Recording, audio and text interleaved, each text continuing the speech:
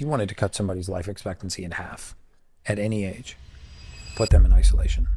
So if you put a human being in isolation, you will cut their life expectancy in half. How could you see that in the data?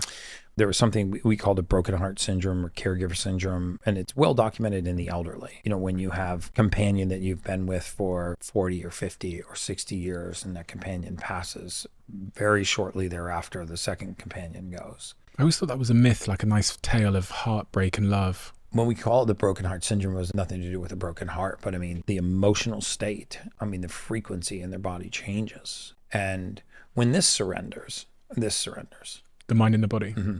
When the mind surrenders, the body surrenders. There's a lot of emerging body of evidence that's actually putting some science behind the theory that emotions can make us sick. And I think everyone believes that stress can actually lead to pathology and lead to disease. So you know that when we isolate human beings, it's hard to completely isolate them, but we know when we isolate human beings that it has a dramatic effect on life expectancy. Some of the worst science and research that we do is when we study components of the body or cells from the human body in isolation. You take a cell out and you put it in a petri dish and you look how it behaves in vitro, and then you assume when you put that cell back into the body that it's going to behave that way, because cells exist in communities too. They exchange with their outside environment, they eliminate waste, they repair, they detoxify. They're a very active community. And so, the impact of community has a meaning all the way down to a cellular level.